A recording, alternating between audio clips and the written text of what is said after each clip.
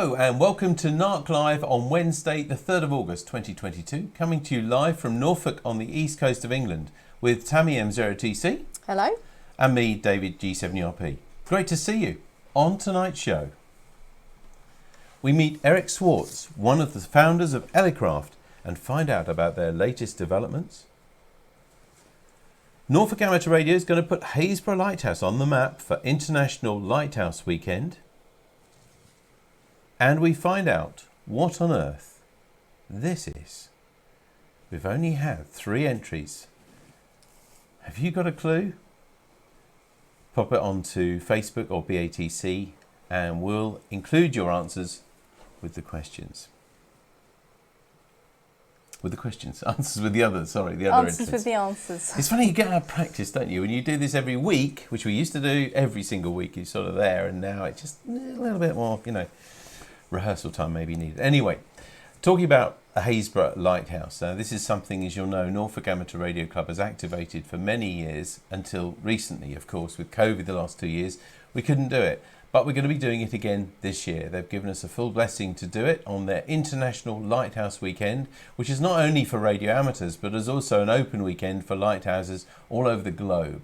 And we'll be activating Haysborough. But of course, we need some help with doing that with the station that's there. So let's give you some of the details now. We'll just put that up on the screen. These are the key dates that you need to make a note of in your diary. 20th and 21st of August, so just about 3 weekends time, isn't it? We'll be operating from around about 8:30 till 1700, something like that. Probably arriving to set up that sort of time and maybe getting on the air 9:30 or so, something like that. Malcolm G3PDH is the person who's running the project. And if you already know that you'd like to be interested, you're interested in doing this and going to be like to operate or help us set up, that's as important, if nothing else, then you can contact Malcolm, or I'll put details, of course, in this weekend's newsletter as well. So there we are, GB0HL, Haysborough Lighthouse for International Lighthouses Weekend on the 20th and 21st of August. We hope to hear from you. We're going to have an HF station, by the way, and SSB throughout the daytime over the weekend, as well as a VHF station on Saturday the 20th. And we'll be putting a roster together. But if you'd like to get involved early, then drop Malcolm a line or wait for the newsletter this weekend with details. Now, a few months ago, we had as our guest Hans Summers of QRP Labs telling us all about his new QDX kit, which is a digital transceiver. So unlike the previous QCX, which was for CW, this is digital modes. You connect it straight to a computer, you can run on multi-modes, and it was very exciting for around about £50 or so. But you did have to make it yourself. Now, there's several people who've been interested in it. I've ordered mine, and I know several other people have ordered it as well. And Mike M0TVG has suggested that we actually form a little informal club, if you like, a little formal group, because these are now being started to be sent out. And of course, as we start making them, we might have queries and be able to help each other out. And of course, when it comes to testing them and aligning them as well, it'll be useful to know other people are doing it. So if you're someone who's bought or is going to buy a QDX kit, this is what it looks like. And the circuit boards like that. There's quite a bit to build yourself, although the surface mount's already done for you. I don't know if they've got any left of the current batch. Obviously, with the worldwide component shortages, as Hans explained, they haven't got, full quantities, unlimited quantities, as it were, to send people. But I know they did have some when I ordered mine back last month. So if you're one of the people who's ordered one of those, or you've got one and you're willing to work with others, then drop me an email to the usual address, radio@dcpmicro.com, and we'll get a little group going so that we can all share the information. There we are, at the bottom of your screen now, there's our email address. Now, it seems we've been talking about it for weeks, but it's coming up this weekend. Another radio rally for you in Norfolk, this time run by Kings Lynn Amateur Radio Club. And it's the Kings Lynn Rally. There's the details there. It's Sunday the 7th of August at Gaywood Community Centre off Gayton Road in Kings Lynn, PE30-4EL. All the details are on the screen there. There's a little bit scratchy at the bottom there, I think, possibly on the video there, but you'll be able to see that also on our newsletter. We've reproduced their poster. It's only £2.50 to get in, and gates open at 9 o'clock. So if you're interested in going there, or if you're interested in selling there, then contact Kings Lynn Amateur Radio Club, and good luck with that, guys. Hope you have a great day for that. Now, I must admit, we haven't had much general news from you this week. So firstly, though, we have had something from our good friend Paul, G3VPT. He always manages to entertain us with an interesting picture or two. And this week he's sent us this. Now remember, he's part of the Summer Wine Crew. So this is his picture. But personally, I think he really wishes he was in Dad's army. What do you reckon, Tammy? Don't you think? He's looking rather formal there, isn't he? He does, doesn't he? Did you see the picture the other day of someone touching a... Oh, touched a horse and they got shouted at. Got shouted at, yeah. Anyway, I don't think that was Paul, though. He does look a bit grumpy there, doesn't he? Sorry, Paul. Thanks for sending us the picture, though. Thank you very much for sending us that. And, well, we thought as we didn't have any other news from anybody, we'd be a little bit self-indulgent, really, and share with you a little bit what we've been doing. If you follow either of us on social media, you might have seen that we went to London on Sunday for something rather special, which this lady's particularly interested in, the football. Tammy, let's share some of our pictures. Don't want to bore you with our holiday snaps, but here we are. This is the opening ceremony of the Ladies UEFA Football Championship. You talk over this. You know more about the football than I do. I thought you were going to talk about the flamethrowers and the fireworks. Well, the geeky side of they things. are geeky, and I do look at that, and I take close-up pictures of those bits and pieces, how they do that, and then how they get rid of them all. Yeah, that was so quickly. Fantastic to see, wasn't it? I mean, that's what people at home saw on television. That was about 5 minutes before the kickoff, wasn't it? And they lifted those big things up. We thought that was the cunning plan to stop the goals going in. Yeah. But actually, those things are over the goalposts and they lifted them all up. It's all amazing. And the camera that they've got that speeds around on wires. Yeah. I was looking at that a lot of the time. You were watching the football? I know you were, yep. So, and obviously they won, which was really great. And it was a really great experience. I've got another geeky picture for you here, though. So we were quite near the BBC studio, which you were, I think, more fascinated in than the football. I was, and it's a temporary thing, that's a sort of structure made of scaffolding and just covered with black cloth, which fascinates me. And that's the commentary. So if you watched it at home, you'll have seen that. And we were just a little bit along from that, so I was interested in that, yes. As I love the stuff. And then we did meet Ian Wright afterwards. Oh, no! You haven't shown this one. He slapped you on the head and said, "Oh, we're twins." He did. I can't believe he did that. Oh, well, everybody knows now. Yep, never mind. It was good fun, though. Yeah, we sort of went up and have a closer look at the equipment and everything, and they were just all packing up. Very nice chap. He was coming along to say... Selfies is the thing now. Yeah. In my day, in my youth, it was autographs, but now selfies is the way, and he was happy to oblige, but he did slap me on the head. So is that good or not? I don't know if it's good. Right. If it starts growing, I'll let him know. Yeah. So anyway... I've just got a couple more. So the next day, here you go, another geeky picture for you, really. So we went and saw the Trafalgar Square Pie, and a lot of nice equipment there for you to see. Yeah, it was a wonderful party there. I mean, we did plan to go. Tammy, in case you wonder how we got tickets, I mean, Tammy just thought the England football team, the ladies football team, was doing really well. So we booked these months ago. That's how we got tickets, because we had a few people say, "How did you get tickets for that?" Well, it was months ago, wasn't it? And we didn't know, obviously, who was going to be in the final. No. But no, it was wonderful. And we were down London for a few days. We only came back, actually, this afternoon. And we were able to go to Leicester Square and see this, which was fantastic. Trafalgar Square. Which was great, yep. It was. Here we go. And just a couple of more boring pictures. Oh, this is from the British Museum. Everybody loves holiday snaps, don't they? Yes, they do. Don't worry, there's only another 48. Our guest is looking worried in his studio in California. Don't worry, Eric, I promise it's not 48 pictures. Yeah, there were some wonderful things in the British Museum. In fact, I know some of you now may be worried that I was there, because obviously a museum like this is full of ancient relics. And I know what you're worried about, but don't worry. I found that as long as I kept moving, Tammy didn't realise that I wasn't actually part of the exhibit. Yeah. Anyway, that was an ancient Egyptian tomb, and then obviously we had to see the eye and the aquarium. It was lovely. It was last night, wasn't it? Yeah. Anyway, that's our pictures. So it doesn't have to be about radio. Remember, this club show is all about keeping everybody in touch. We hope you've enjoyed seeing those of ours, but don't be afraid to share any of your holiday snaps and things as well. We'd love to hear from you. Send them to the usual address, radio@dcpmicro.com. You get a little bit worried about the technology, I'm a little bit, because we've got a blank screen over here, so I'm just wondering if we're actually going out on Facebook, but I think we are. I think we are, okay. Sorry about that. If you aren't, do let us know. It's very difficult, because you're about 30-40 seconds behind us. That was why we're asking. I noticed Tammy did look a bit concerned. I think we're getting out there okay. Yeah, I think it's just our computer. Okay, so let's get round to... Oh, and just to let you know, of course... Little people. Sorry, Tammy. Oh, little people every week. Yeah, little people. I was seeing you worried, and I was... Here we go. We're going for Olympics theme. No, we're not. Commonwealth Games, yes. Because obviously that's in full swing at the moment. So it's full-on sports. So here you go. This is stationary hurdles. And they're sitting on books. I just love the ingenuity of how they put the pictures together. It's brilliant, isn't it? And there's the staples there. Oh, we're still running on Facebook. Thank you, John. Thank you, John. Yep, thanks for letting us know. So miniature-calendar.com. You can see a picture like this every day, and Tammy picks one out for us every week. There's a camera there. There is a camera there. Yep. Another Sorted.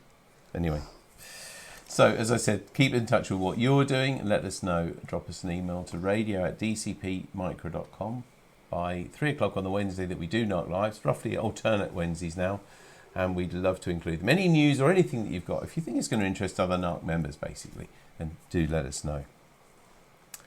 Okay, so let's get around to that competition that we set 2 weeks ago now, and where we asked you, what on earth is this? And sometimes we have loads and loads of entries, but sometimes it manages to fox people. I can tell you from some of the answers that we've seen, there was a few people who've used a few clues on that picture to tell us what they thought it was. We've had 2 more online. Okay. Which I can't even read the first one because it's a bit of a tongue twister. So I'll let you do Oh, thanks. that. You're the expert on pronunciations. Well, this is from Roger D3LDI, and he says it's a Thrippelnurger or an old-fashioned Swissblick. I don't even know what either of those are. Did you think he does? I'm not sure. And Bruce G4KZT says, is it an alarm for liquid levels? Okay. Let's read out what people sent us. Tom G8XQD says, is it a helium leak detector or portable gas analyzer? Nev M0NFY, is this week's thingy an ATA Pro from Analox Limited, a device designed to be a true trimix analyzer, measuring the concentration of oxygen, helium and balanced gas in your trimix, a scuba adjustment measuring device. It's almost as if he copied that from somebody. Do you Isn't think? Kevin M0UJD, he's the other person who entered as well, and he says, I believe this is a trimix gas analyzer for assistance in planning, executing dive air mixtures. And for a bonus point, I'm going to guess that Scott M0BLH sent it in. Wow. We don't really have bonus points, but it is. It is a diving gas analyzer for trimix. Exactly. To measure, it does measure the oxygen and helium content of a diving cylinder. And it was Scott M0BLH who sent us that. So I think there were quite a few clues there. And it was a circuit board and it interested everybody. Anyway, thank you very much for those who entered that. Let's have a look at this week's. This is something a little bit different because it's summery and it's different. So what on earth is this? It just looks weird. Yeah, can't give you any clues. I mean, just look closely at that. We will, of course, be putting this on Facebook and on BATC as usual, so you'll be able to have a good look at it yourself and let us know what on earth that is. What on earth is that? Don't know. Okay, so send your answers by Wednesday week, 3 o'clock, absolute latest. But if you know now, drop it down on an email to us and we will reveal the answer in 2 weeks' time. So just a quick, before we come to our guest this evening, just to let you know what's happening at the club for the coming week. On Sunday, as usual, it's the GB2RS News on GB3MB at 7 o'clock. On Monday evening, it's 7:30, it's the Monday Night Net on GB3MB. And at 8:30, the 80-metre CW net on 3.543 megahertz. And then next Wednesday, the 10th of August, we're back to meeting in person, and we're going to be at CNS School between 7 and 9. I did mention in the newsletter last week, we might be moved rooms because they are working on some refurbishment work and the toilets and things in there. So just look out when you get there. It'll be around that area, but we might be in another room because obviously they want to make sure that we're clean and safe and tidy and everything else on that. Now, as well as being an informal and a social, though, we are going to add a little event to this one, kind of a round table, but probably I suspect a lot of things will be outside. You know that we run several fox hunt direction finding competitions every year, and several people came to the last one and actually expressed an interest in how it worked. But of course, because of all the teams are really busy and getting their equipment going, there's not really time to show people in any depth. So, as suggested and requested, we are going to have an informal display of fox hunting equipment this coming, Wednesday, a week today at the school. So if you're interested in that and the technology that's used, and it varies from a simple DF100 kit to a more full-on Doppler type system, if you want to see what goes involved, I'm asking the teams that get involved to bring their cars with their equipment and things like that in. And also, of course, for you, if you're interested in it, you may want to have a go at it because there's rumours there might be another summer friendly fox hunt later in the year, maybe on a Sunday, no, not too, in a few weeks' time, then that's for you. So that's happening next Wednesday at CNS from 7 till 9 p.m. at our usual room at the CNS school. And also, by the way, we will be back here in 2 weeks' time for NARC Live, when our talk will be on the use of ribs in de-expeditions. So that sounds good as well.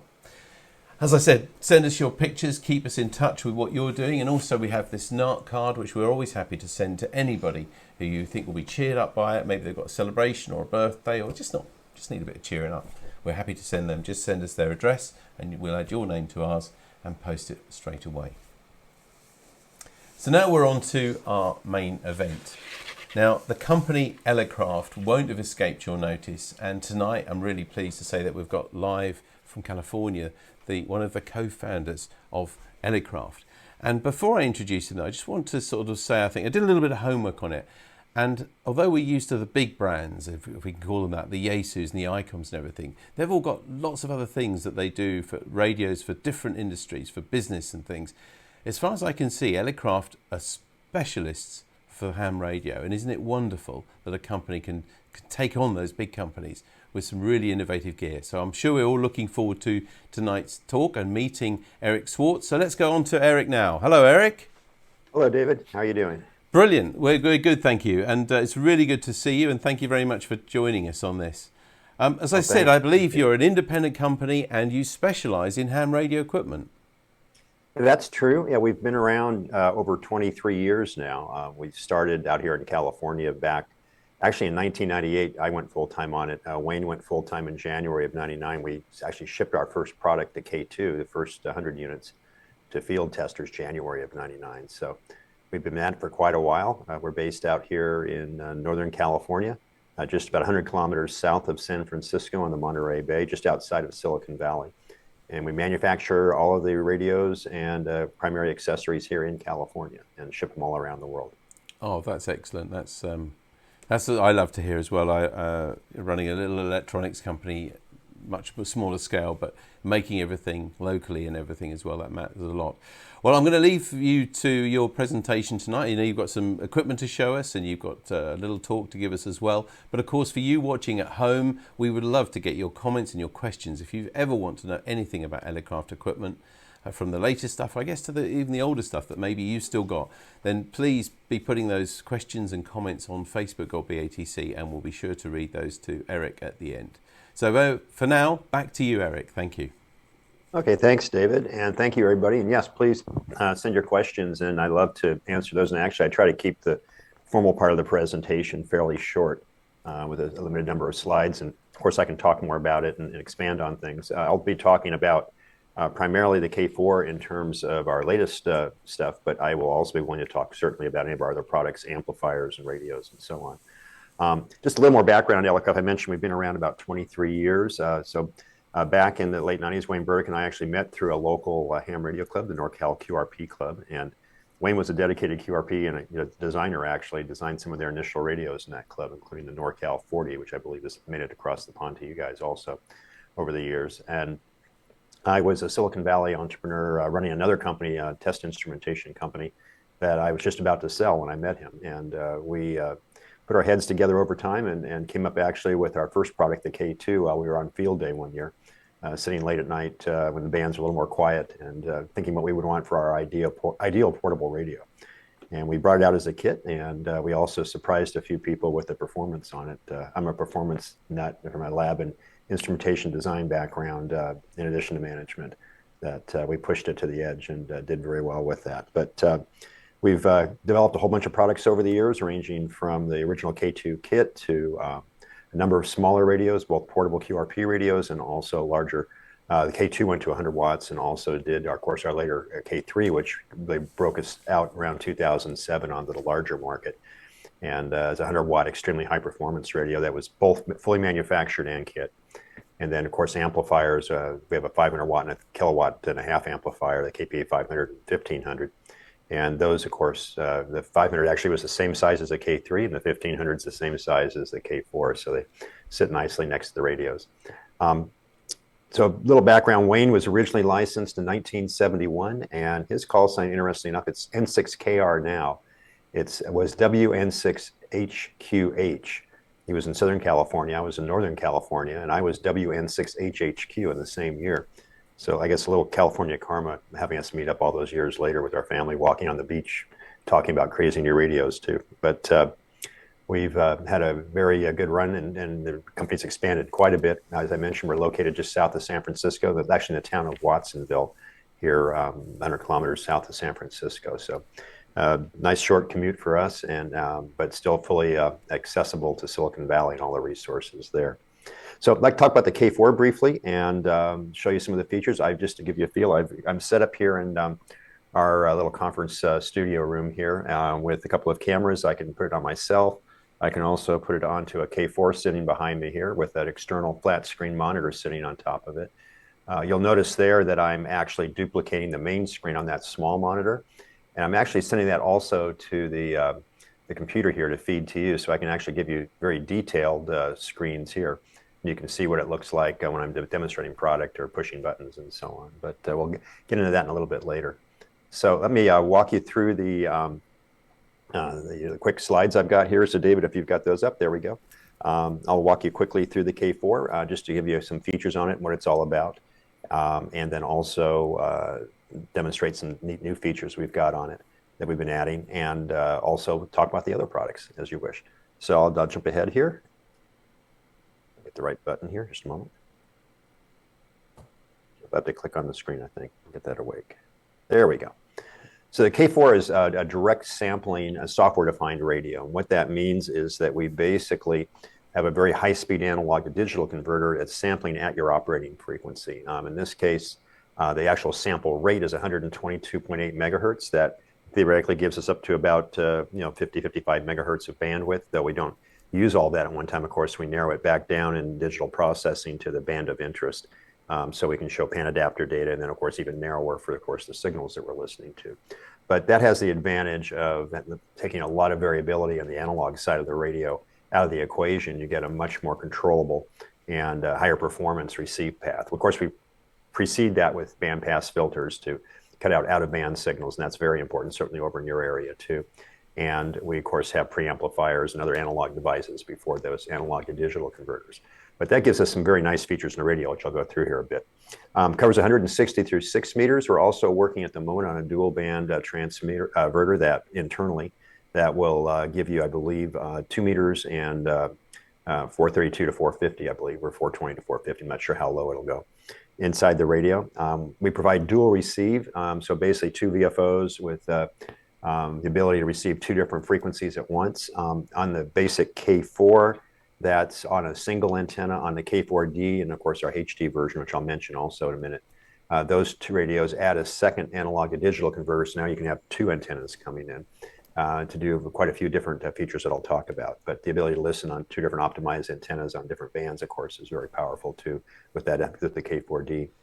So there's no crystal filters required in either of those 2 radios. By the way, it's upgradable from one to the next, which I'll mention later. But the filtering is all done in DSP and is very, very, very effective. People love our CW filters. We're both CW operators ourselves, and also, of course, sideband and data modes. But we wanted to make sure we optimized it from a narrow standpoint for CW, and of course, narrow data modes, and also very high quality audio for sideband.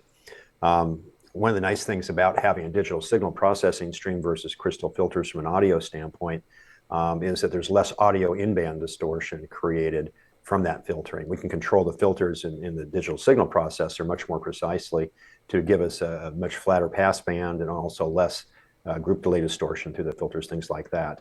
That really just gives a wonderful sound to the radio. It's very, very clean on receive. But you'll hear that both on CW and on sideband. It's quite noticeable. And especially if you're on the radio for quite a bit of time, say in a contest, or even a long QSO, so you'll notice the fatigue factor is a lot less listening on the bands. I mentioned we have a large color touchscreen. I'll just switch back over to the picture of the radio here. You can see that there we've got, basically that's on the main radio below there, a 7-inch touchscreen, but also a large number of physical buttons. The idea here was to make it both intuitive for people that are used to standard ham radios, but also give you some ability, or give us the ability to provide you additional features like direct band buttons and so on in the radio. And I'll demonstrate some of that in a little bit so you can see how it works. But basically we have a band button you can push on the screen there, and it's a big one, so even my fat fingers can press it. And that'll bring up an array of buttons for direct band entry. And of course you can do direct frequency entry also on the radio if you want to go directly to a frequency or to memories. But that's what the radio looks like. And also we've got on top of that a flat screen HDMI monitor, and I'll cover that in a little bit in terms of our external interfaces on the radio. So back on the slides here. We also have a built-in 10 megahertz reference input that used to be an option on our prior radio, the K3. So if you have a GPS disciplined oscillator or some reference oscillator, it's very stable. You can lock the radio to that and get it down to the fraction of a hertz in terms of accuracy. Key thing about our radio designs, and this was true for the K3 also, is we've designed them as upgradable modular technology. In other words, there's key functions like the analog to digital converter board. We call it a direct digital down converter. You have one in a K4 or two in a K4D. We give the ability, say, someday in the future, if we have higher performance analog to digital converters that are affordable for the amateur radio market, either higher speed or better distortion or overall better resolution in terms of number of bits, and that buys you something on each of those cases. And we decided to actually make a performance difference on the radio. We can actually offer different cards in the future to plug in. Similar to those of you that have had our K3, when we did the K3S, we had upgraded the synthesizer, the main local oscillator in the radio, to be lower phase noise, even than the low phase noise of the K3 when we went to the K3S. We also made that plug-in board for that synthesizer, the KSYN 3A, available as an upgrade to people on their K3s, and they were able to get dramatic improvement of low phase noise as you got further away from the signal that you're listening to. And it made a big difference in performance on the K3S, and people were excited to be able to upgrade their radio, even on a K3. So one of the availability here we can certainly update to, as an example, to better analog to digital converters down the road. And of course, there's a lot of other areas too. We've got these additional options for the radios I mentioned that we'll talk about in just a minute. So you can basically start with a single K4 with a single analog to digital converter into it, which will give you, again, two VFOs off of one antenna. So if you're, or off a dedicated receive antenna, you can bring in the back panel too. If you're going through the main transmit antenna, you'll be limited by the bandpass filter and low-pass filters in the transmit path. So it would be hard to listen out of band typically. If you're using the receive antenna port, though, you can listen to two bands at once if you wanted to on that antenna port. So we've got that coming out the back of the radio. So that gives you a lot of flexibility even with the basic radio. If you want to go to a K4D, we add a second analog to digital converter, as I mentioned, and that gives you a complete duplicate antenna receive path. So you have two antenna ports, or both of them on the same antenna if you wish, that have, in the case of the K4D, we add a second set of bandpass filters that are switchable in. You can route one receiver to your transmit antenna. The other one could be either on that antenna, or it could be on one of your various receive antenna ports. And I'll talk about how many we have in the radio when I get to the ATU option on the radio, because we add more capability with a receive switch matrix on that. But the key thing there is we made that modular also in terms of adding stuff to the radio. We're developing right now the K4 HD option for the radio, which will let you upgrade from a K4D up to a K4 HD. So you have this path K4, K4D, K4 HD. And the HD is for really extreme cases where you want more blocking dynamic range. It doesn't change third order IMD dynamic range, where you have two very strong signals nearby you generating an intermod distortion product on your frequency in the receiver. We do very well. We're still well up in the 100 plus range for dynamic range on the K4 and the K4D. So there are no slouches, and roughly be in that range, in the hundreds range, mid 100 to 105, 110 possibly on the K4 HD. But the big change is that the blocking dynamic range, which is quite good on the K4 and K4D, it's around 128 dB to 130. This is single signal overload. If you're on this field day or somebody in the same band, not outside of the band you're in, but just in the same band right next to you, very close. This will give you an extra 10 dB or so of blocking dynamic range, among other things. So that gives it for you extreme cases. Some HID expeditions will probably want that if they have the on an island vertical on a beach or multiple verticals on the beach with not a lot of RF isolation between their antennas. That helps you a little bit there too, though we actually have had some good success even without that, but we want to make sure that's available to people. Similar to the K3 front end, so you've got the best of both worlds there. And I mentioned we're finishing up also the dual band VHF and UHF module right now. So there's the picture of the radio from the front. It's, as I mentioned, we got right in the middle the 7-inch screen. You've also got the physical buttons on the left side as transmit buttons. And actually what I'm going to do is I'm going to put it back on the camera here, just a moment. Okay, on the K4, and there I am. And if you take a look over here, I've got dedicated buttons on the left for transmit functions, tune, automatic antenna tuner enable, and also antenna switching down here at the bottom where you can select your receive antennas. If I push one of them here, it'll bring up a dedicated receive antenna, and I can pick a whole range of receive antennas in here. I can set each receiver, in the case of a K4D, to be actually off of any of these 5 antenna sources. It can be any of 3 transmit antennas or 2 dedicated receive input ports, one of which is shared with the transverter function, external transverter function. So if you have an external transverter, you might have that one tied up on RX2, but RX1 can be used in a dedicated receive port path also. And you can also have a default to always follow that receiver, follow the transmit antenna if you want, or be the opposite of the transmit antenna. The knobs here on the left, actually, there's 3 knobs right here. And those basically correlate with these little icons on the screen that show you what they're controlling. Like the top one right now is in sideband, it's controlling compression, or I can tap on this and change it to mic gain and adjust mic gain, for instance. It has a same idea in the next one for filter bandwidth, where I can vary filter bandwidth.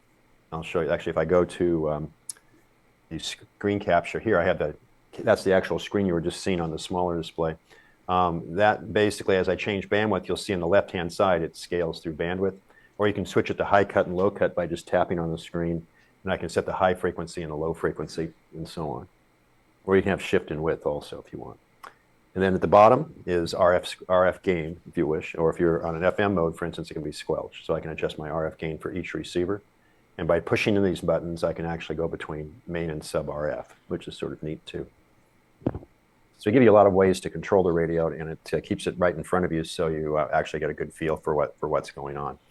Large VFO, of course, buttons right next to it. The frequency entry, you can set the rate by either tapping the rate button and rotating. That's the one just the upper right-hand corner of the VFO right next to it there. You can also turn on and off the sub receiver, the second receiver audio, or run diversity, where actually if you have a K4D, you can run in 2 antennas on the same band. Different locations, either vertically, horizontally, or in azimuth, even directional antennas. You can play some games with that. And what's interesting is, say you're on 40 meters or 80 meters at night, and there's a lot of QSB, and people are fading out while you're listening to them.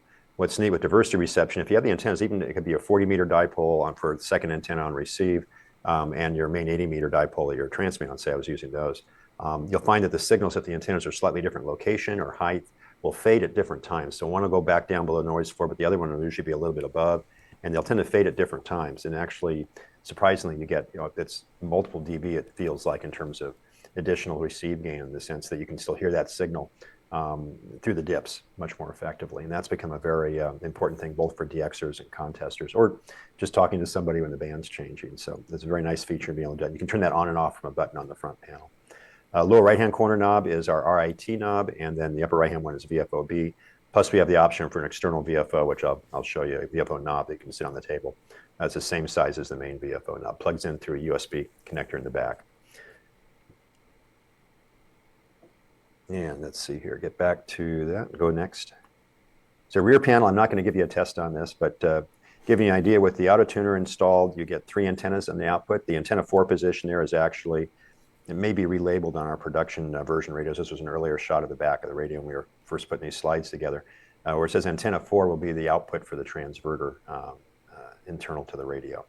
And then we've got the ability in the bottom, you'll see things like transverter I/O, but also that can be a second receive path for dedicated receive. And then on the RX antenna on the other side, we've got an in and out. You can even put inline filters in that RX antenna in one position. So if you want to add additional receive filtering in a band of interest, you could have that attached, that path, through path, without the transmit path going through it. We have the same I/O at the analog levels. We have in the K3, line in, line out, speakers, phones, mic on the rear, in addition to phones and mic in the front. We also have an Ethernet jack on the back, fully controls the radio, but also lets you do software updates on the radio without having a computer connected to it. What's also nice is we have a USB connector, 2 regular USB A's to plug in mouses or a wide range of products in the back. And you can even put a memory stick in and take screen captures and even save log files from the computer. So you're talking to our technical support people if you had a problem. We can take a look at what's going on inside the radio. The square PC connector in the upper right-hand side is your standard one, like you're like a printer would be talking to your computer.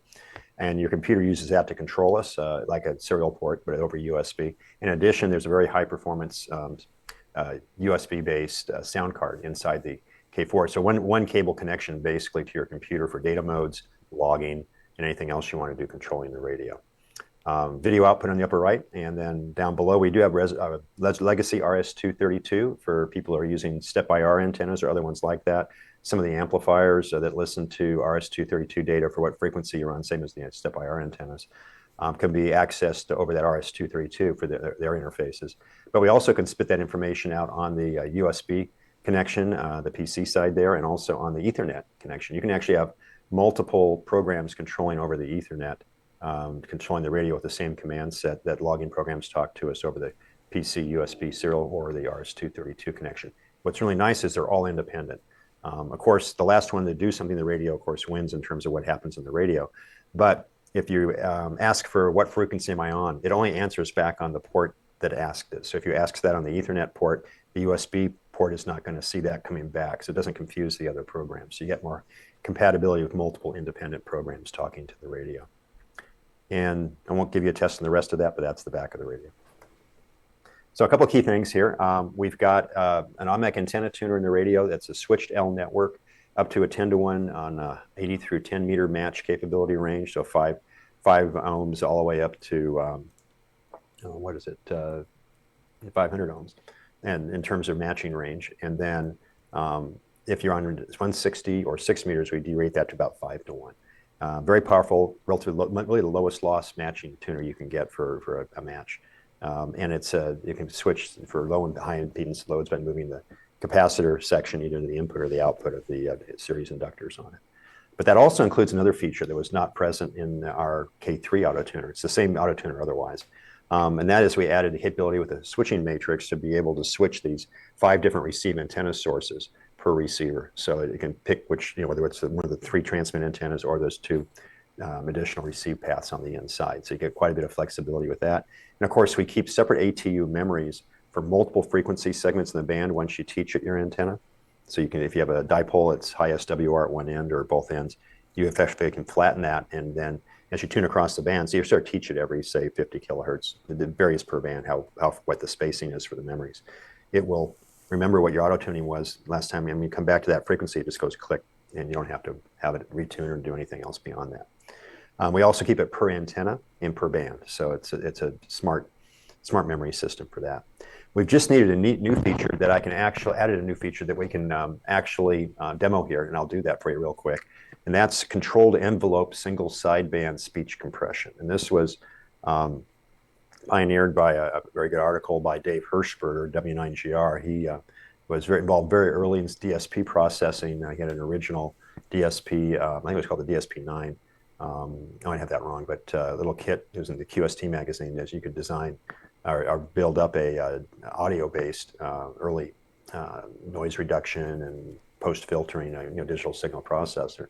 Well, he's actually an expert in that field, working commercially, but he also has developed some algorithms that work out very well to improve the speech compression for single sideband, for instance, so that you can get much more effective single sideband compression with actually more compression with less distortion. So the average power you get jumps up dramatically over standard compression schemes or no compression.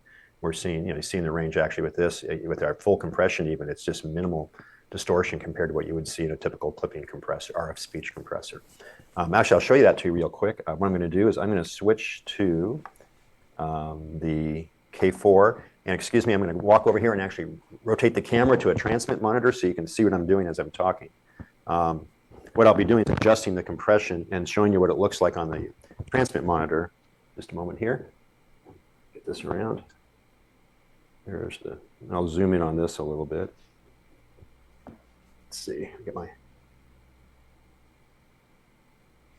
I don't have While a you're separate doing camera that, up. Eric, yeah, that's fine. Yes. While you're doing that, I just mentioned again to everybody at home now, I'm sure many of you have experienced Elecraft, or maybe you've thought about getting them. This is a great opportunity to speak to one of the men behind the company. So if you have any questions or comments, so we've got a couple already come in, then please pop them onto Facebook or BATC. And Eric says he'll be happy to answer all of them. So we have that there, and I can put myself in a little window on that, I think. There I am. So I'm going to actually be on a different window. So I'll just go over, and actually you'll see my hands in the picture. I'm going to turn this window off here. But I'm just rotating, and I should be in the picture. I'm over here somewhere. There I am. What I'm going to, excuse me, get some water here. I'm going to demonstrate the effect of our speech compression just in terms of what you can see from the envelope on here. This I'm going to transmit right now while I'm talking, and what you're looking at. Dave, can you see that in real time? Is the it's display coming through? It appears a little bit juddery to us, but possibly in real life it's smoother. But yeah, we can see all the images. It's very smooth. If I go, you'll see it. It moves around a bit, but you can see the peak to average value.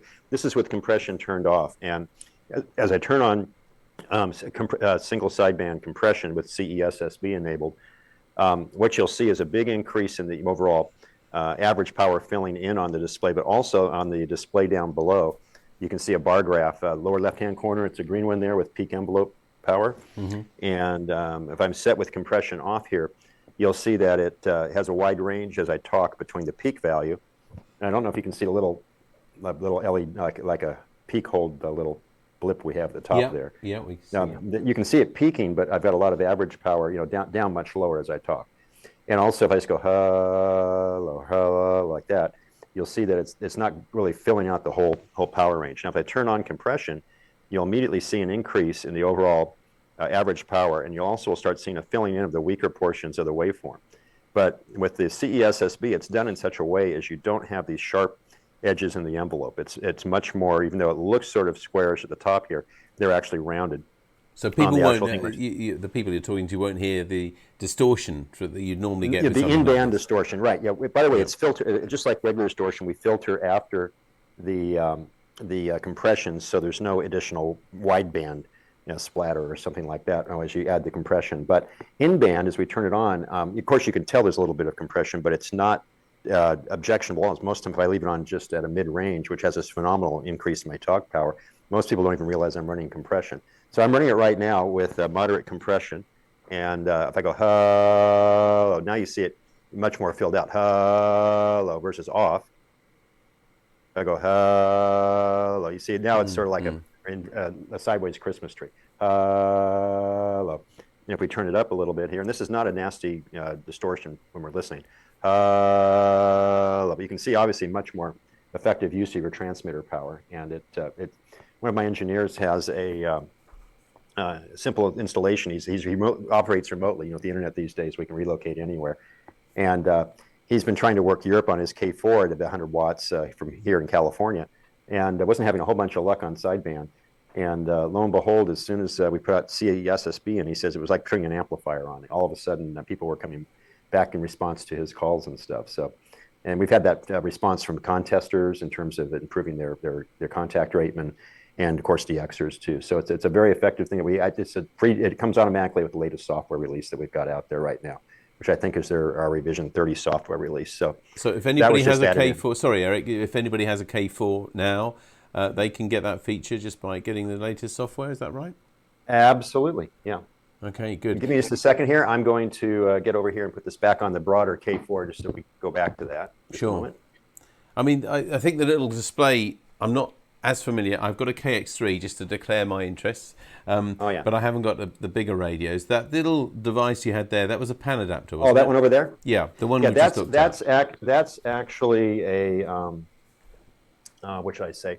That's actually a P3 pan adapter with transmit monitor option installed that we had for the K3. We no longer manufacture that since the K3's been discontinued. There's quite a few of them out there. I think I have a last time buy that we had some customers place an order for that we're trying to get parts in for it now. building a few more of them. But it's basically a DSP-based spectrum analyzer that could display the IF output of a K3, which is a traditional analog IF, and give you a pan adapter function. Whereas on the K4, that's built into the digital signal processing in the radio. But it can be used here. I'm just using it as a standalone transmit monitor and watt meter. So it's basically acting as a watt meter and as an envelope display for showing what's going out. And we have a standard directional coupler that connects into it that's fast enough to show the envelope changing on it and stuff. Okay, so that's what that is. It's not part of the K4. People say, gee, you can put another pan adapter on the K4. And I say, no, you have to do it with just what we've got inside in the external monitor. Let me put it back on the radio here, though. Hold on. Just so you guys have something to look at. And just one moment. Bring it a little bit tighter. And I'll focus it. Okay, so back to that. So let me get back to talking about stuff here. So just a moment. I'm back there. There I am. So you can go back to the slides if you want, David. So finishing up here, that CESSB made a dramatic difference just in terms of features. On sideband, I believe it can be used in AM also. But certainly on sideband, it just has a phenomenal impact. So for that area of the market, that's a big deal. Can't improve your CW. You're already using full envelope by default, so that'll always be the same. Can I just ask, is that just predicting that this may be something that people are watching are thinking? Is this a unique feature that you've got on the radio? It's I think on one other radio, I think the Flex guys incorporated on theirs. It's a little different implementation on the algorithm because what Gary designed was a base algorithm, but there's no code that you can copy. You have to design it from yourself. One of my DSP guys, Lyle Johnson, KK7P, he was one of the co-founders of Tucson Amateur Packet Radio and probably has more computer electronics and satellites in the last 30 years than any other ham in the world. He was very involved in AMSAT. He was involved with my DSP software guy in-house, manager for the project, getting this one done. He was, they put a lot of extra little goodies in there to make it even more effective. So that's our trade secret part of it. But the overall function, in terms of the concept of it, was described by Gary in a very detailed article in, I think, QEX magazine, the technical journal for the ARRL. Sort of a companion journal to the QST magazine. Yeah, good. Thank you. So rolling along here, I'll get through these slides. I only have a few left here. Other functions, I mentioned the extended digital and analog output. So you've got Ethernet with the ability to connect multiple applications, like think like multiple serial control paths, but it's the same command structure.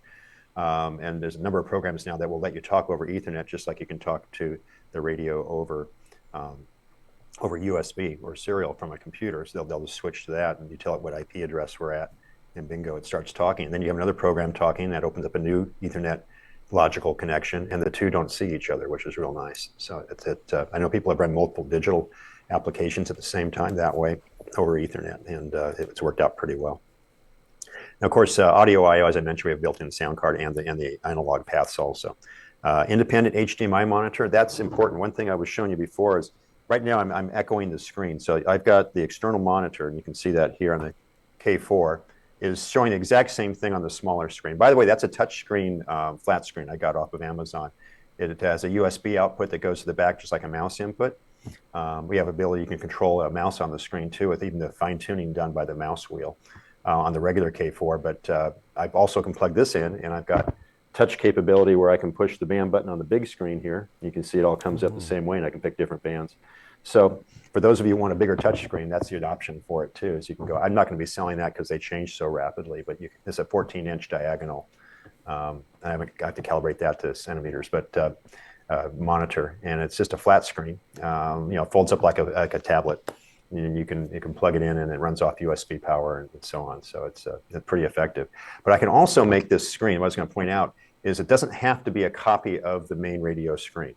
One of the other features we've got, and I'll bring it up in our menu here, I can go into our menu and pick I've already got it up here because I was just looking at external monitor function. You can see it there. And I can tell it over here to mirror the LCD, or actually to unlock it so we don't do a mistake. And then I can go over here and I can change it to be pan adapter only. Hit enter. Give it a second to reconfigure. And now I happen to have it configured just to show one of the bands. And I'm looking at the CW band on 40 meters. And so you can make that fully independent. You can also make it split display. I can change it to have two different bands on it or the other band. But for instance, I can go to display, and go to pan A plus B, and now I'm showing split on there. Or I can go just look at the sideband part of the band. I happens to be 20-meter sideband, and you can see that up there too. And you can also vary the height on all these pan adapters, and you can do the same thing on the small screen. You can actually change the height of the waterfall display, so I can move that up and down, depending on what you want to see here. And the same thing on the small display. So there's a lot of flexibility in how you set the radio up. But this is nice because you can actually set it up once you're operating as an independent, much more higher resolution, display for your pan adapter. So because obviously we have to have the controls and everything else on the main screen. So we do have some basic stuff at the very top, so you still know what frequency you're on and what mode you're in if you're in split, and what mode and so on. But all the rest of the buttons and stuff still remain on the main panel. So just give you a feel for that. So what else do we got to cover here?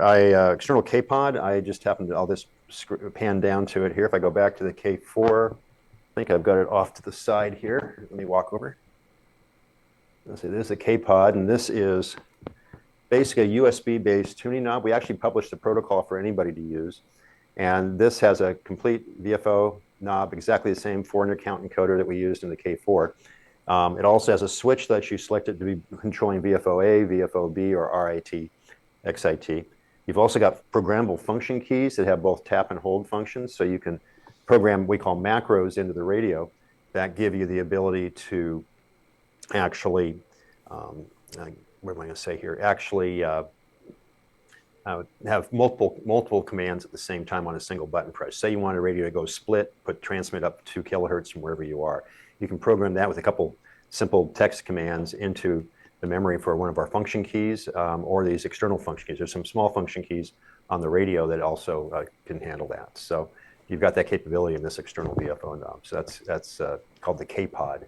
And it works with our K3s and also our K4s. And of course, if other people have programmed it for other radios, of course, they have to add their own control functionality to do the macro type functions. We just tell you which button are pushed when you use it. But that it's a very reusable product. And that's a digital product that just plugs into USB, pure and simple. Yeah, just plugs into USB. Actually, it's power over USB from the K4. In the case of the K3, it has a separate little jack that goes in, a different cable that goes into the front panel of the K3. But the K4, we were able to just do it over USB.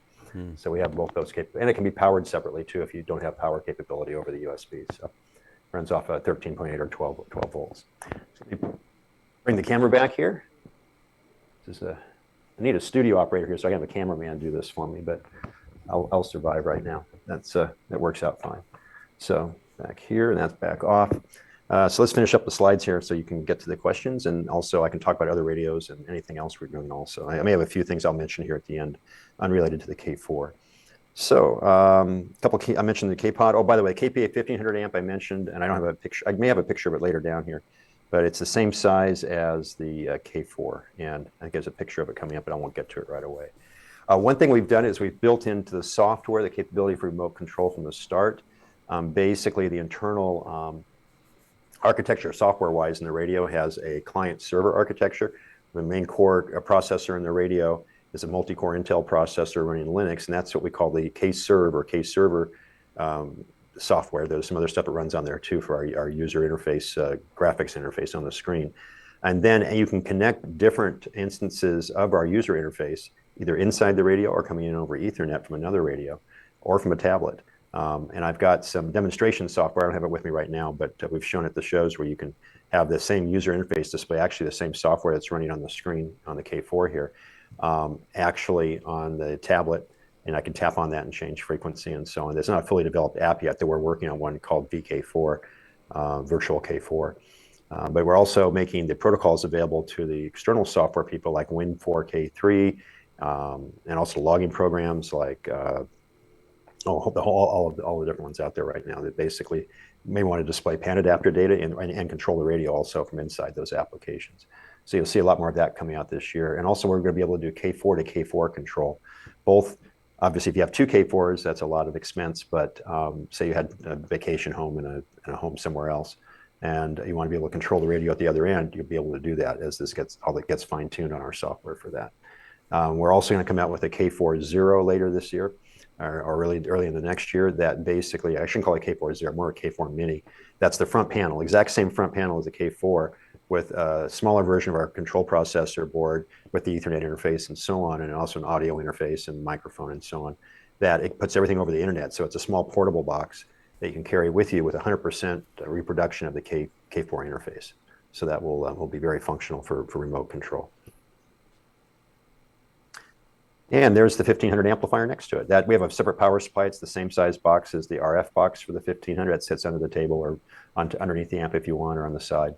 And that gets the weight down, of course, when you're moving boxes around, though it's still quite a bit less than some of the larger linears with linear supplies, transformers, and then that we've got at home. So that's the overall stuff. One thing I did want to mention, that there was a question that David and I had talked about, because I know it gets asked quite a bit. I even heard you folks mention it when you were discussing one of the other radio manufacturers. I think the fellow over in India, or one of the places that was, or maybe even UK, that's doing product and also having trouble getting parts. That's something that's endemic in the whole industry for us, and certainly we feel it. We're playing, whack-a-mole every single week. If there's a new part that's delayed coming in, you either have to find alternative parts. In some rare cases, you have to make design changes. So I'll have 2 different revisions of our board based on which parts we can get. Because that's happened a couple of times. It hasn't been a major problem yet, but it's certainly taken engineering time to accommodate it. We've been able so far, when we've got close to 1,000 K4s out there shipped here since we started shipping about a year and a half ago, that have managed to get out the door, and that's been a Herculean task on our part in terms of maintaining product flow.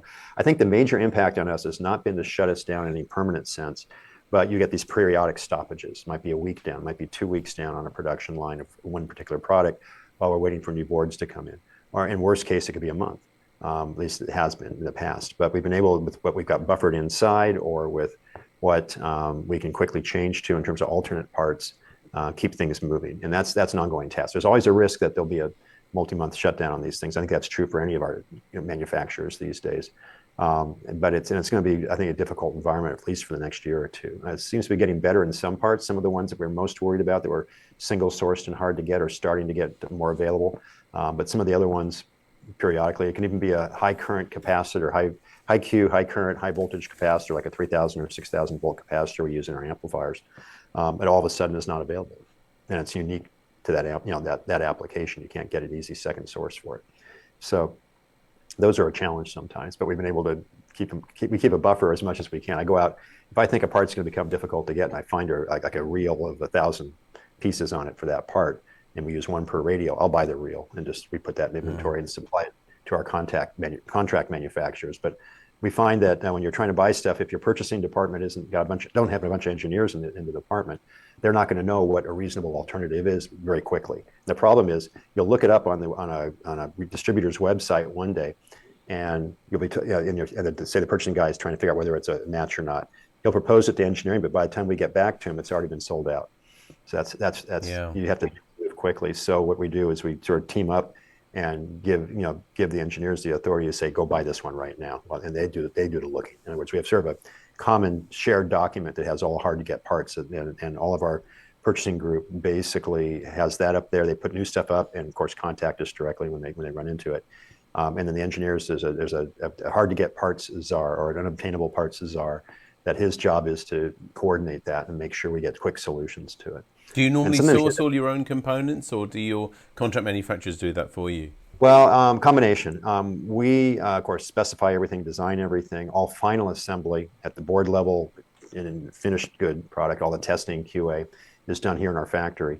The actual circuit board assembly is done through subcontractors. There's a whole bunch of them here in Silicon Valley, on the coast even.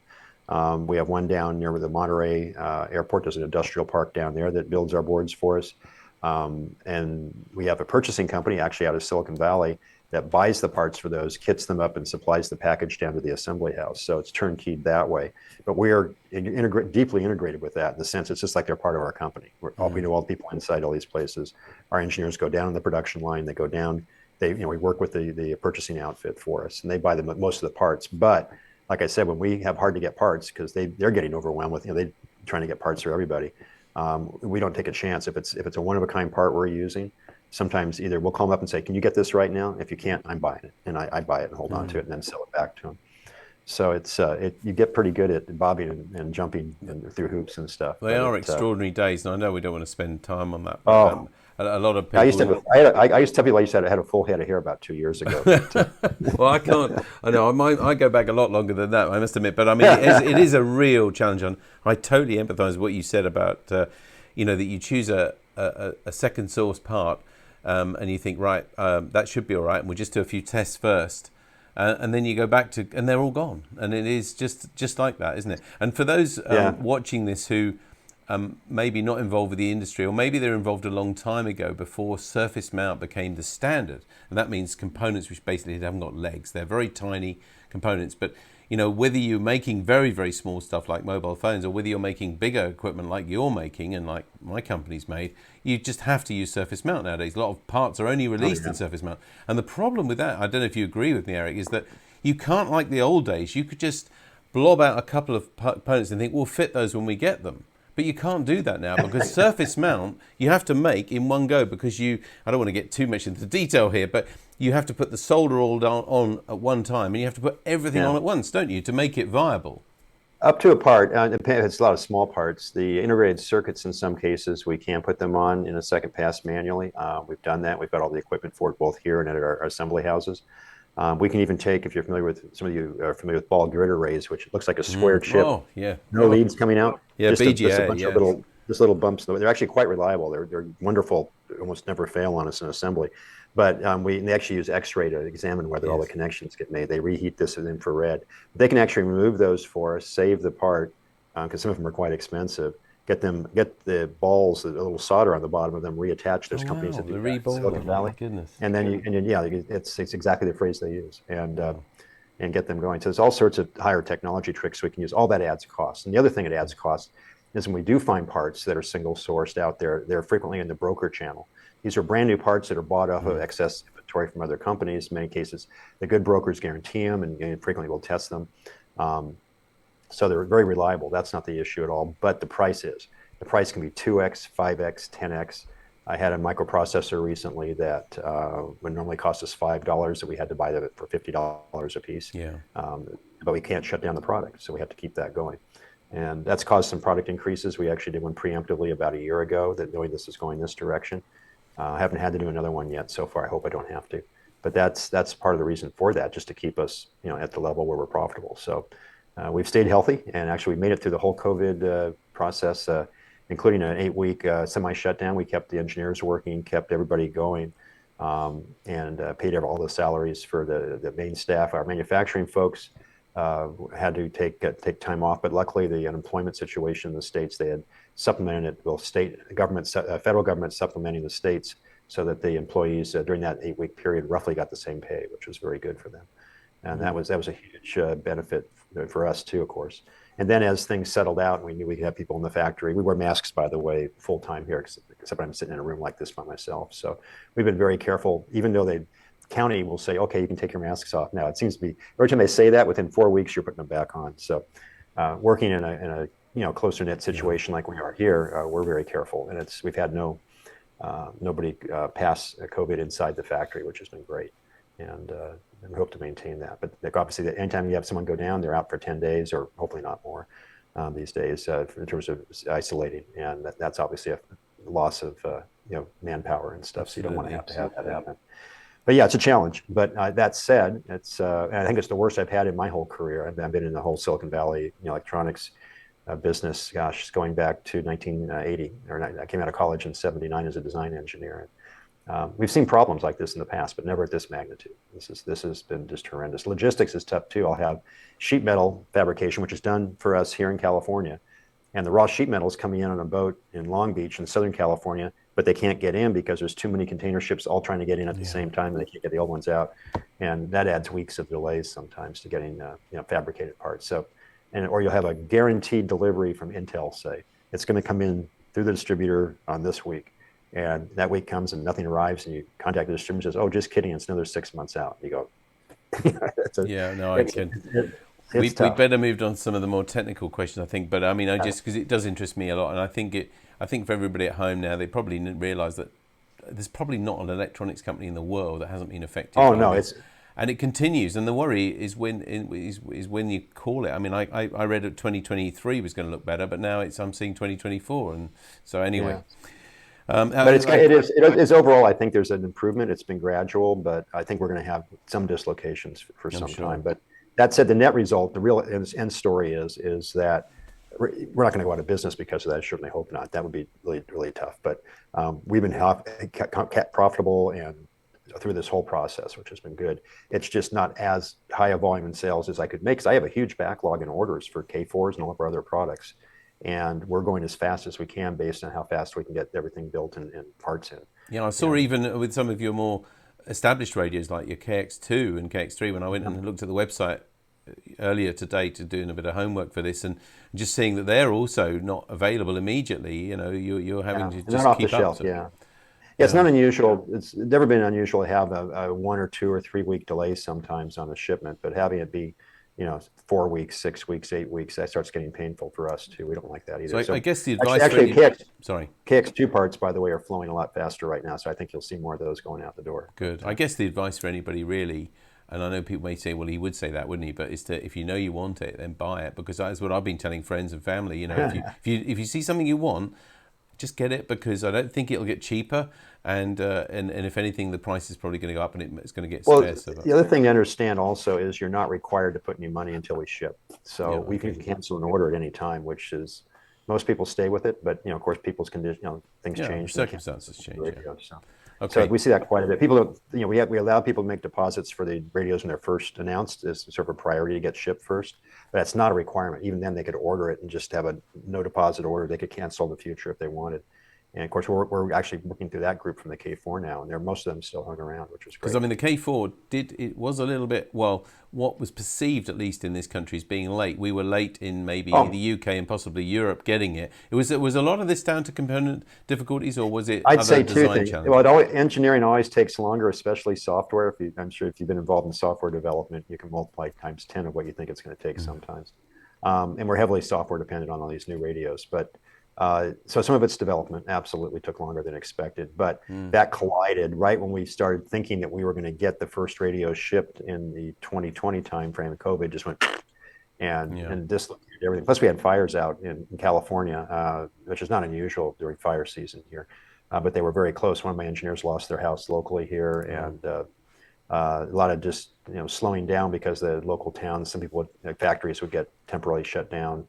Not because the fire reached them, but because of the fear it might. And actually, fortunately, it didn't. We had nothing down here near where we are, actually, but at the factory. But people live, 30, 40 kilometers north of here, and they are at work for us, and they were affected. So it's interesting from all those sides. But that said, we're healthy and keep going on, and actually working on all the new ideas we've got in the background here too. We've got a very active engineering team, both doing new features for the existing products like the K4 and doing new stuff.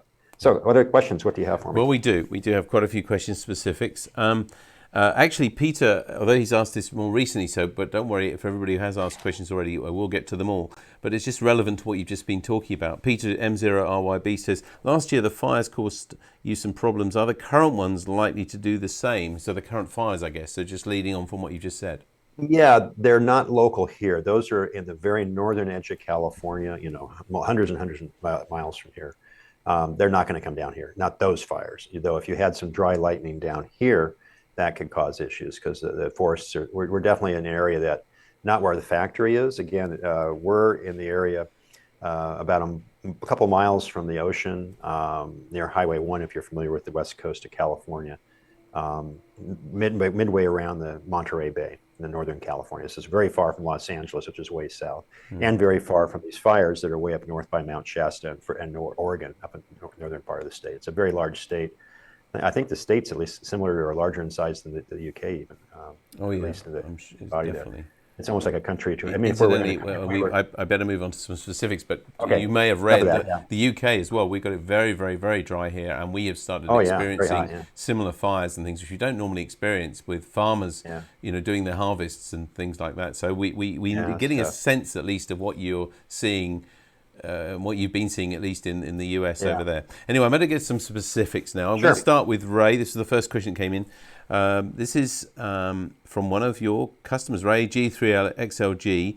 And Hi, Ray. Ray says, I'm an Elecraft fan, having built a K1, a K2, a K3, and currently Wow. use a KPA 1500 amplifier. However, as you know, several of your leading SDR competitors, Flex, Expert Electronics, Anan, etc., have chosen to offer black box format radios without knobs and switches. They offer a separate controller for those who prefer not to use the mouse or keyboard for everything. I'm interested to know why Elecraft have continued with the traditional radio format with all the knobs and switches. In the K4D, what's the future radio design ideas for Elecraft? Well, I can't tell you the secrets for anything 5 years or 4 years down the road, but the K4, really our whole philosophy in the company is to offer radios that have a physical touch and feel interface. Not that you can't fully remote control them like we're going to be able to do on the K4 also, but that's always been a requirement for us. Design it for that first with the ability to do the remote second. You may see a faceless K4 down the road. I'm not going to promise it the next year or two because I think I have my hands full just shipping my backlog of orders that we've got. Because one interesting effect that we get is as we get lead time down, and it's been shrinking on the K4, the order rate goes up. And so really we basically trade off, do we want to do a separate radio, because that of course has more expense because you have two different kinds of production going on, or do we want to have something that's a totally different product that's a little different. So I can't promise a faceless one in the near term, but I haven't seen a lot of pushback on us either for that. I guess what you're saying is there may not be the saving that you think there might be from doing No, that not as quite, well, yeah. but just because you're going to be making a smaller run probably of a different, slightly varied transceiver. Yeah. It's people always forget that we're not making hundreds of thousands of these things a year in this market. It's still a very healthy market, but it's not automobile or Apple computer, that kind of stuff, where millions of products are being made. So there's a very different scale there. So we look at it also, how do we configure our production line? What commonality can we get between those two? And it's not totally unreasonable to expect, hey, could you do a faceless version of the K4? But it wouldn't be trivial because actually you have to have some of the same electronics. The front panel processor actually is also what does our real-time transmit receive sequencing. We don't use a multitasking Linux system doing any of the high-speed stuff, or the CW keyer, because you get too much jitter inside of the software on those to have reliable keying or reliable transmit receive timing. So that whole portion of the panel would still be there without the display, without the knobs and so on. So you get some savings, but not quite as much as you think. So some folks that's what we found with the K3. We looked at doing it. Once we had the remote K3 panel, people would remote the K3s and put them in a rack, and still had the front panel on it, but they were perfectly happy because if you look at what they were doing, it made a lot of sense. Sure. Okay. Well, it won't surprise you to know that we've got quite a few constructors in our club, and I guess that's where the next question is coming from. Tony M0TDK, he says, will there be ever a kit version of the K4? I hope so. It involves a fair amount of work. By the way, one fallacy, unfortunately, is that a kit is not much less expensive, if at all, for us to put together than an assembled radio, because we have to test all the circuit boards at the same high level that you would in a finished product. And if in any case, you've almost got to assemble it into a finished product configuration in the test setups so that you can fully test those boards. If we're not going to have it in a finished radio to catch that last little thing you might have missed.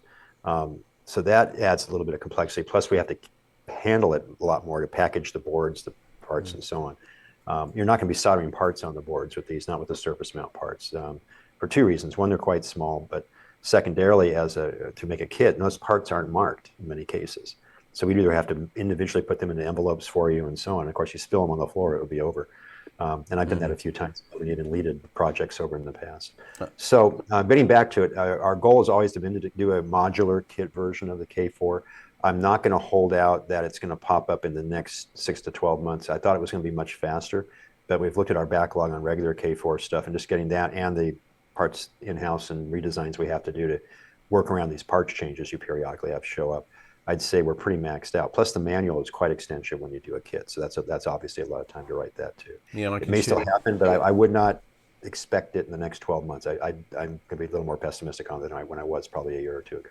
Yeah, and I think it's worth, I think you've touched on there, but I bought a KX3 kit, but it was a kit of circuit boards that were pre-assembled, and because, as you say, it's very difficult to now make kits of surface mount electronics. The days of what was it called, Heathkit, all those years ago, when you could literally put the thing together with every command. Your K2, wasn't that a real kit? With that was actually, that was K2 was through hole parts when it came out of the gate, and was designed as a 100% kit. It was great for a startup company, because we didn't have any of the required infrastructure for assembly people or test people. I have a whole dedicated test technician group that tests K4 boards and K4s, finished K4s, and of course we do have repair in both cases. But it was actually patterned. The manuals and everything were patterned after what Heathkit was. I was a Heathkit builder when I was first licensed in 1971 as a kid, as was Wayne and stuff. I built a HW16, HW101. IM 18 vacuum tube voltmeters, my first project, and I was about 12. And actually, I found one of those brand new in the box, and was able to snag it from somebody on eBay for a good price. And I'll eventually build that one, though I suspect I have to get new capacitors. I think I check a few things out, and some of those resistors in those days, the carbon composition ones, were not so stable, were they? Yeah. Anyway, still got lots of questions for you. Malcolm G3PDH says, what will the power output be for the VHF and UHF modules? I believe it's in the 20 watt range. We're using the newer, I don't know if it's Mitsubishi or Toshiba based little modular blocks you've seen for the output PA stages. And I forget what those put out, but I think it's in that range. But I don't know for sure. I think it's approximately that. Okay, thank you. Peter M0RYB says he's a K4 user, having come from the K3, not previously used diversity, but then been blown away by its effect in the K4. It's awesome. That's from Peter. Oh, thank you, Peter. Lovely compliment for you there. Over on Facebook, I've got a question from Klaus Eric Wyman. Sorry, I don't have your call sign, Klaus. Any info about repair and service facilities in Europe? Oh gosh, we've had some there for years. I've got a small amount of repair can be handled by our distributor in the UK, Waters and Stanton, but our primary warranty repair spot, and of course you guys are now separate from it, but inside the European community, is through our distributor in Italy, up in northern Italy, in Bologna, Carlo Bianconi, and he is a fully for warranty repair, for non-warranty repair. He does it for our distributor out of Germany, an interestingly named QRP shop, but they sell amplifiers and everything else too, as does Carlo. Carlo can fix anything. He's got a full lab, equally of a quality of what we have. He has access to all of our test software. He's direct lined all the engineers and everyone. I highly recommend him. He's on our web pages. If not, call our salespeople. They can help you if you need to ship something there. I suspect it's still not terribly difficult shipping the UPS or one of the other ground package methods across to that part of Italy without much less than going back to the States, of course.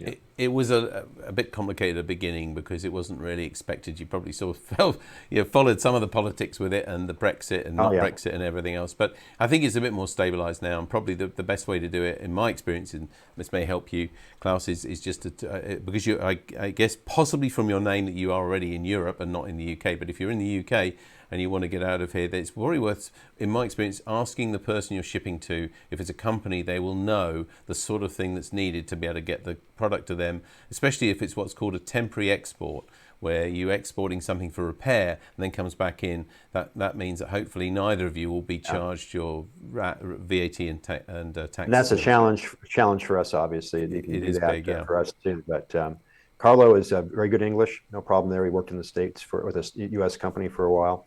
I can't recommend him more highly. He's very good. And again, he's really our official representative for repairs if you can't get them locally. So good. Well, thank you very much. We also support the local distributors, but there's each company has a different level of technical skills in terms of what level they can go to in repair. Carlo can actually make new parts, even as a machine shop there. He's pretty amazing. So it might be worth talking to the company that you bought it from first, wherever they are. They might give you the best advice to go to. Oh yeah, always talk to us first. Our support people. If you have a question on how best to get to Carlo, our sales or support people will give you that information too. Thank you. Just an interest. I mean, can people buy direct from you instead of buying, say, from the UK distributor? We sell direct. We sell direct everywhere in the world. The local distributors in the UK, Italy, Germany, and other smaller countries. We have some in the smaller ex-East Bloc countries, for instance. All of those are value-added resellers. They're providing obviously local training and local hand-holding for you too, if you're maybe less technical, or you're just uncomfortable doing the import paperwork and all of the stuff that incurs, because they take care of obviously the duty, value-added tax, all of that. Versus if you buy it from us, you're going to pay some of that stuff at the time of import, and that surprises people. They don't realize that's going to. They still can't get away from that. So. No, okay, thank you. I've only got one more question left for you. So if you have got a question or comment at home, this is the time to put it in to us. This is from Malcolm G3PDH, and asks, any info on when the VK4 remote software will be available? I hope later this year. We've actually got a prototype working inside that I didn't have time to get set up on a laptop to show you here. The current version is running under Windows, but we also are testing under Linux and under Mac OS. I want to have it obviously for things like iOS, because I'm an iPad user, but I also want to work on a small, like a Surface tablet with Windows or something. So, but I think the first version will be the Windows version, followed by the other ones. It's going to be, I think in that time frame. We've got most of the hard stuff working, but there's still some pieces to get finished on it. So, and also where engineers working on that also get pulled on the K4 features and stuff too. So it goes back and forth. Plus maybe changing firmware to cope with different processors, because you have to get them because of demand and everything else, I guess. So those challenges. Well, actually, in the case of the K4, we haven't had to do that yet. We have had to. We can find different package versions of the processors. Like I mentioned, I managed to find one through brokers that was in a smaller package with the same pinout as the one we were using on one of our front panels in one of our products. And it did cost us a bunch more just because the broker was selling it. The part's identical, and it's the same die and everything. It's just it was made with a small, instead of a 14 millimeter side, it was a 12 millimeter side on a square. So those things happen. We haven't had to write a lot of. Occasionally, we had to tweak code for some new parts, like a new display controller on an older product. We had to change when something went obsolete. That kind of stuff happens all the time. Some of it's normal. So we're used to that. Thank you. I mean, can I ask you where you see you fit in the global sort of radios? I mentioned in the introduction that you're not, and you're not ashamed at all of being a small company in a very specialized market, really, in the ham radio market, but you're up against big companies like ICOM and Kenwood and Yaesu, who probably a lot of their development is subsidized slightly by their commercial radios. I think partially, yeah. Certainly. So I mean, certainly. How do you feel? Where do you feel you sit in that? Do you think that? I have no problem. I have no problem with where we sit. We've targeted the high end part of the market in terms of performance, and that really is our core business, even in the smaller radios. I mean, you can always buy a cheaper radio out there than what we make for that market. And there's certainly ones from the Chinese and other people. We've seen down that try to compete with the KX3, though. It's that KX3 and, of course, the KX2, the smaller version of that, both continue to do extremely well for us. And no, we're more than an irritant to our Japanese guys. They're great radios. I have no problem with any of my own. A bunch of them, just as I'm sure all of you have. And we just compete really on several things. One, the accessibility of our engineering support team. It's a big thing. Obviously, our largest market is the U.S. and the North American market, followed by Europe. But we sell quite a bit over. We've sold a bunch in Japan over the years, and all around the world. So it's done very well for us. We're not tiny, but I'm certainly not going to be as large as some of the Japanese companies. But that also creates distractions for them. I'd say the good news is, if you look at what we pioneered with our K2, then the K3 especially, we've sort of dragged the Japanese kicking and screaming back into doing a lot of the technology that really wasn't being paid attention to for high performance, high dynamic range receivers, for instance. That's been a hallmark of our designs from day one, even within the DSP realm and stuff. There's I think we've already been in the RSGB review, and there's another one coming out from the ARRL, which the data I've heard about their lab tests. They always let us know what the lab test results are in case there's something we need to fix, and that's they'll always mention that we found this problem and you fixed it. We didn't have that issue as much, but I know what the numbers look like, and they're going to be very good coming out. So that'll be nice sounds too. good. I mean, to be focused like that, it's brilliant. That's your market. And by the way, Oh, go ahead. I'm sorry. No, I was just going to say that a radio ham needs are going to be quite different sometimes from commercial needs, and maybe things are compromised because of that. So it sounds great. You'd be surprised though how many products we sell to commercial and military market. They buy off the shelf. We don't do custom work for them, except maybe custom frequency range of coverage. We've had amplifiers and radios go out for those kind of uses, and it's not inconsequential sometimes. A fair amount of number goes out. So. While our target on designs is always the amateur radio market, any ancillary sales into those other markets certainly works out very well for us. The K3 wasn't SDR as far as I understand it, but the K4 is. So now we're going this software-defined radio route. Do you see that is the future for ham radio, or is there any way that we're going to continue to use analog radio in some products in the future? Well, first of all, analog design doesn't go away. There's stuff in the front end of the K4 that's analog, but all the digital, the signal processing portion of the radio is digital signal processed. The K3 was digital signal processed, but at a much lower frequency of IF going into the digital signal processor. It was converted down to 8.215 to go through crystal filters, all at the analog level with a classic mixer in front of it. The special one we've designed that basically is a very balanced, very high dynamic range balanced mixer that then goes into the crystal filters and then gets converted down to a lower IF for lower clock rate analog to digital converters going into the digital signal processor. And then at that point in the K3, all the modulation and demodulation and secondary filtering for the sharpest part of the filters and noise reduction and so on, we're all in that DSP. Even some of that code is used in the K4. So there's very similarities there, but the K3 had a pure, up through the first IF, all analog, whereas what we did in the case of the direct sampling SDRs, they're both software defined at the back end, but in the SDRs, we've moved the analog to digital converter closer to the antenna, basically. So the only thing between it and the antenna are preamplifiers, attenuators, bandpass filters that are analog that let you say, I only want to see 80 meters. I don't want to see 20 meters. I don't want to see the shortwave band on the high side of 20 meters. I want that filtered out. That's done so to protect the analog to digital converter from overload from those super strong signals in the bands. And that makes a huge difference because you don't have to have all that extra stuff going directly into it. In theory, you can run 50 megahertz of bandwidth into that analog to roughly half the sample rate with a little filtering roll off on to protect it, with your sampling 122 megahertz. But we really don't need to process all that at one time, so we can narrow it down digitally afterwards too. But that's the difference. They're both digital in the back end, but in the case of the direct sampling SDRs, they're directly sampling at the analog to digital converter at your operating frequency. That's the big difference. Well, earlier on, one of the questions I came up that I wanted to ask you was, as a CEO, do you get involved with hands-on development and design? But I don't need to ask you that now because of the answer you've just given is clearly because you get involved with every aspect of the design and the architecture of your radios. I've got one quick question that's just come in from Peter M0RIB, and then we'll stop it there.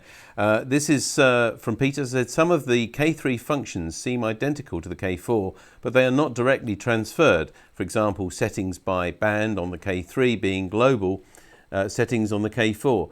This suggests the K4 software is completely new, but some might think that the software might have been directly transferred. Is it the case that the software is entirely new? Although he does just say, has just added a quick note in then, he thinks Eric might have just answered somebody's question. It's, well, a lot of it is new. And we added and made some changes based on requests of K3 users to say, hey, we'd like to have that functionality expanded in terms of the memories you're talking about there. So it's running on a different, you've got a whole different interface. Obviously, K3 had just a multi-segment display for frequency and icons for what mode you're in, things like that. Single PIC processor is the main brains of the system with some co-processors, smaller PIC microprocessors throughout the system, which we maintain that same architecture, but different processors in the K4. But we also have a lot, obviously the user interface is running on the main processor for the graphics portion of it. The front panel processor processes the push buttons and stuff like that, similarly the way the K3 did. So they're working hand in hand, but it is a different architecture. So I'd say there's firmware that even, there's some firmware in the microprocessor on the front panel that was present in the K4. Good example would be the built-in keyer functionality that's in there.